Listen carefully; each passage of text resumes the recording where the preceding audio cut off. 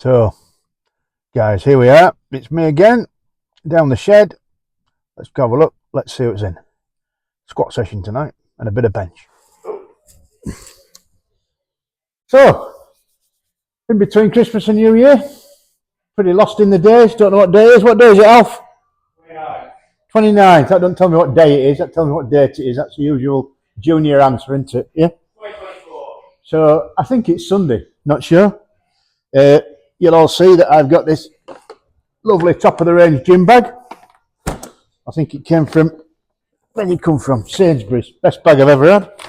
Really good for a tight Yorkshireman. Got some squats today. Second time ever doing low bar squats since November 2019. So should be interesting. Reasonable bit of weight. See what my shoulder can handle. If I get a chance, I'm going to put another camera up in the gym after young Jake put us a socket in about 6 months ago for me to fit it, and I've never had time. Let's warm up first. Sleds push pull as normal, and then a bit of McGill big three, but it'll be the McGill small three with me because I'm not very big. Still won't make me a spring chicken.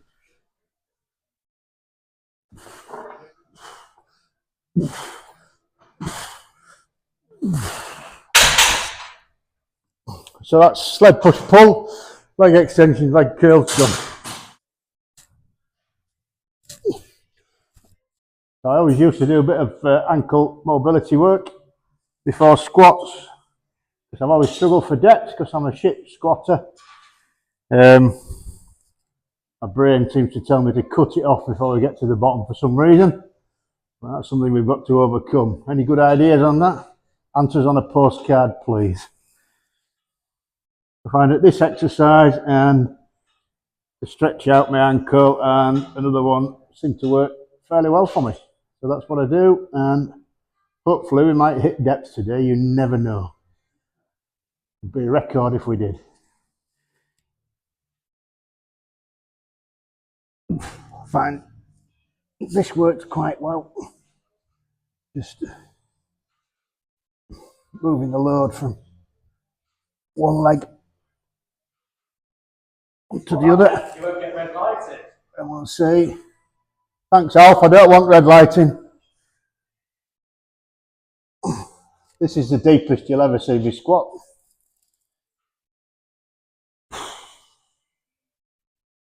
Bit more rotator cuff, just for you sports fans.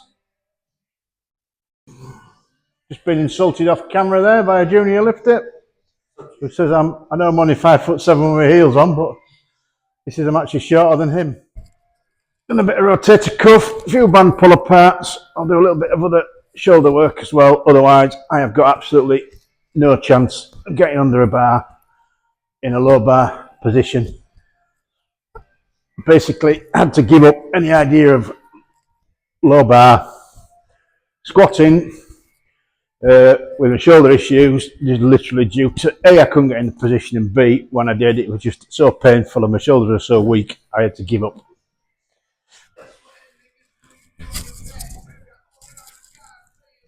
It's too taxing on my shoulder, isn't it? Yeah, I mean, that's probably the worst exercise you could do. What?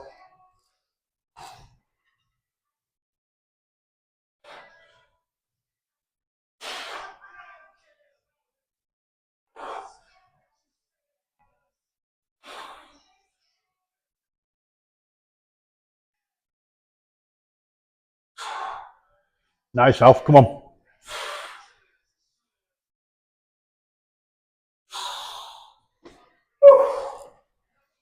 Give us a smile. Flex. Good lad.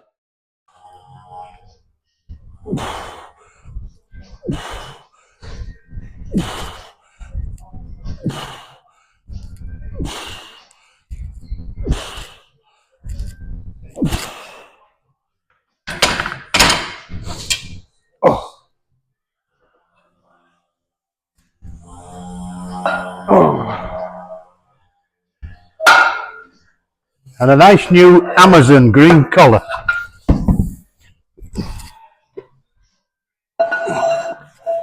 Standing out. Hey? Standing out. Well, we're trying these Amazon collars because because all the collars we had are quite old and tired. So I bought a set for £4.99, and they seem to work quite well. So I bought another 6 sets and got rid of all the old ones in the gym. We'll see how long they last. Some other well-known gym equipment manufacturers are selling the same collars in a different colour for anything up to 20 quid a pair. So I might as well buy 4 pairs of these for 1 pair of theirs, haven't I? So, really good for a tight Yorkshireman. Works well.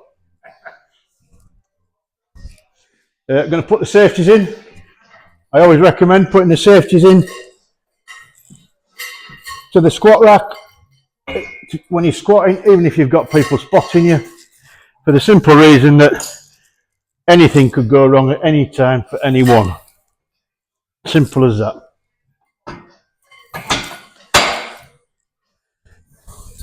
And I don't care who your spotters are and how good they are, they could actually manage to miss you. And that would make a mess of the job, wouldn't it? Yeah. And that one's not in right, but that's why it's tight. There we go. Spotters fitting. Where did you actually place? At Worlds, I can't remember. It was either 9th or 11th, and I think it was 11th. 13. So I achieved my goal, and my goal was, when I went, was not to come last. Yeah.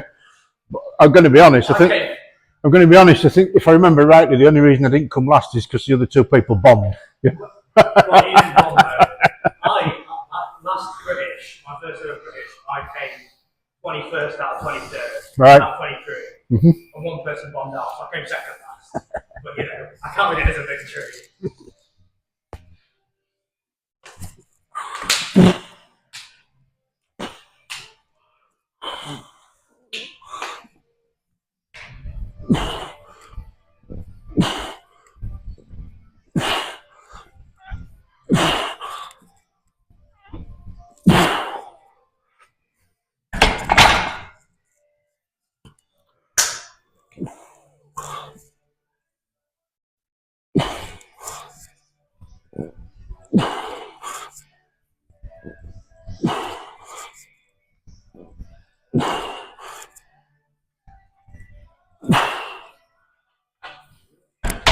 Good depth on them.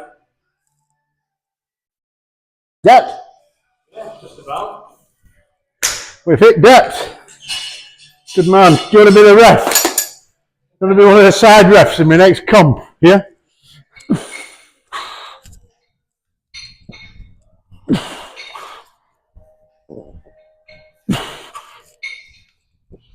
Nice.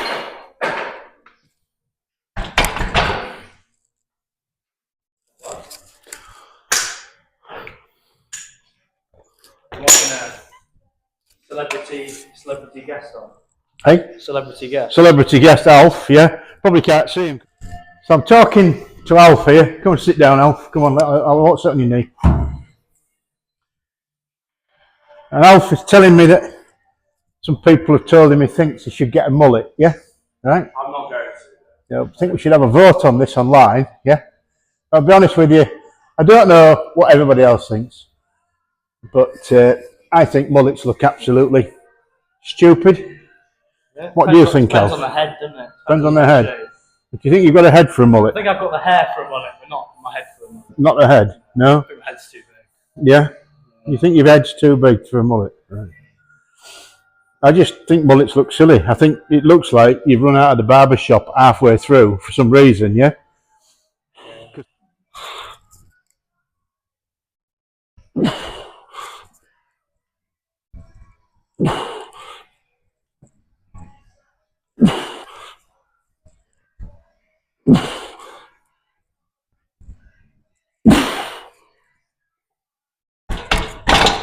Deep is so far. Bit of weight on the bars helping me get deep enough, Alf. That's set 1. First working set done. 140 kilos. Sort of low bar. Alf reckons my low bar like his high bar, but for me, Not quite. for me being old and grey and senile and nearly a pensioner, that's quite good. No, well, when you're programming a master's lifter, you've got to take into account their age, and whether they need any mobility aids. Yeah, Surely top priority is injury prevention, really, isn't it? most of them Longevity. are injured anyway. They've got arthritis or serious problem. Yeah, Preventing it works. it is. It is. I just found over the years that out of everything I've tried and everyone I've worked with, that Luke's been the best person for me to work with.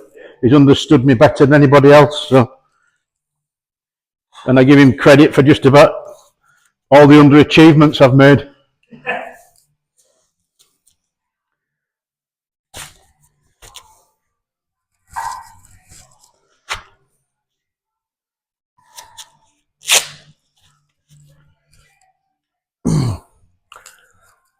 Right. Come on. Sit down.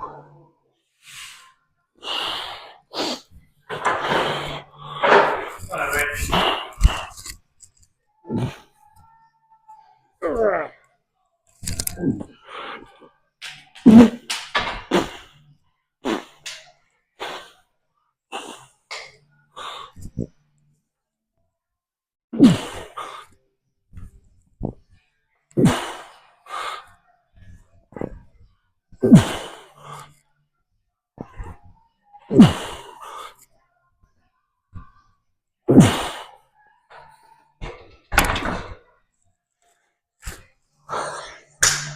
That's going rather worryingly well.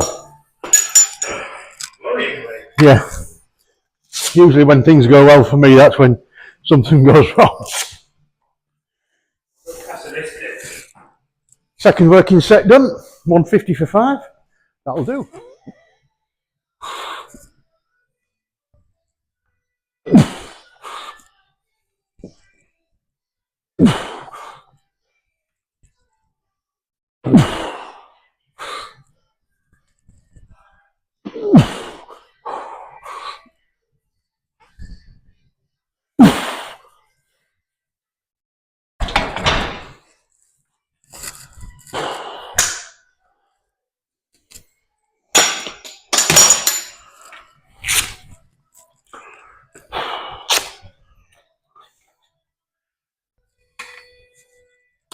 There you go. Third working set done. That's it for squats. 160 for 5. I'm relatively happy with that. Although I'm always a bit tentative and nervous with squats. Seems to be my nemesis. I don't know what it is. I don't seem to have a lot of confidence with them when I should do, really, because I'm actually not a bad squatter. Something I've got to work on. Maybe one of the reasons I'm doing this and filming it to try and make myself a bit more accountable. I don't know, but I'll strip that bar down now and we'll move on to a bit of bench.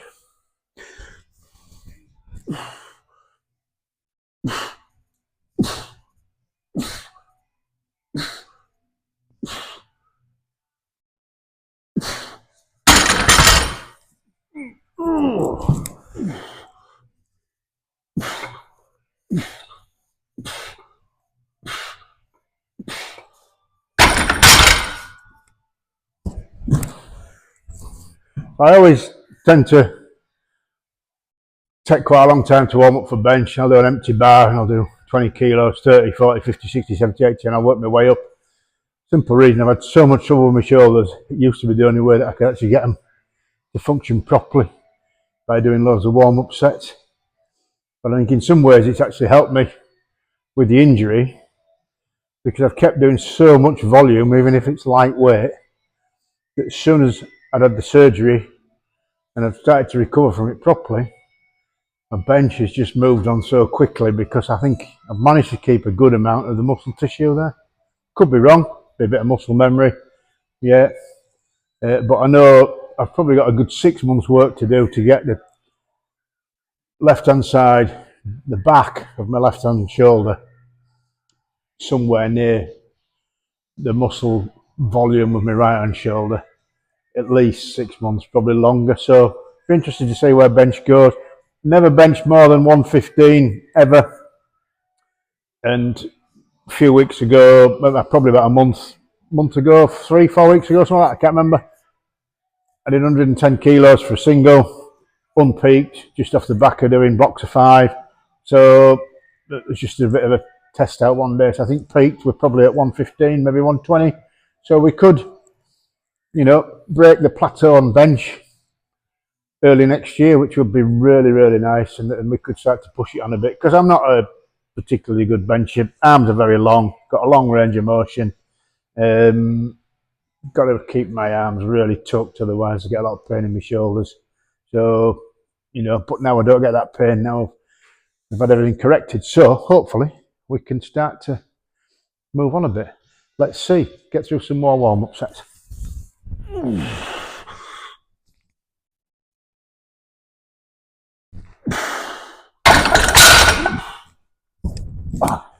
On bench, we've got 3 ascending sets, same as squats, not the same weight, obviously, but similar idea, similar style. That's how we tend to train.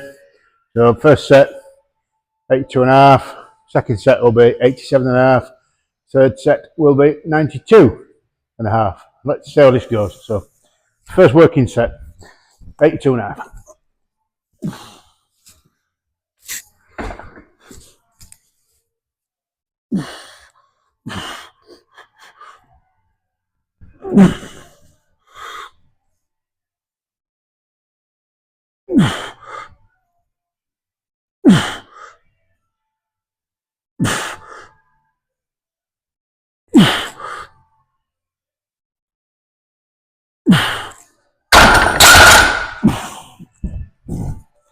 First set done, without dying.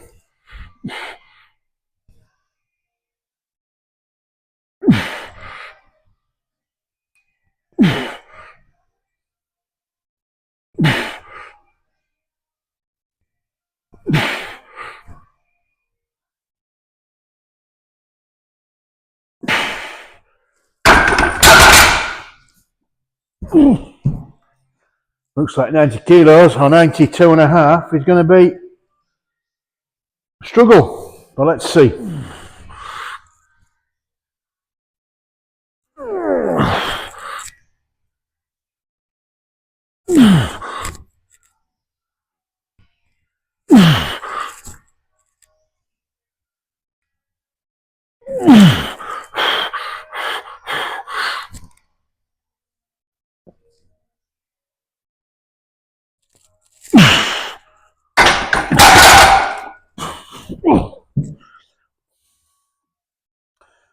That's 92.5 for 5 at RPE 10, or slightly more actually, but I'll take that.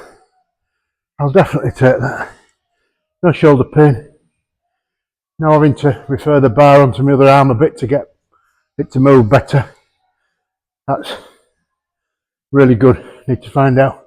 Obviously need to drop the weight, do a bit more volume now and then come back to it, but just need to try and find out where I am with it, and I'm really happy that shoulder feels really good. Good stuff. So guys, you'll see the bar that I'm using. Actually the first bar I ever bought. Used to use it at home. And the powerlifting coach at Absolute Fitness asked me to leave the group and didn't want me to train with them anymore. And then bought a decent bar to train at home with, and that was it. Rogue, Ohio bar.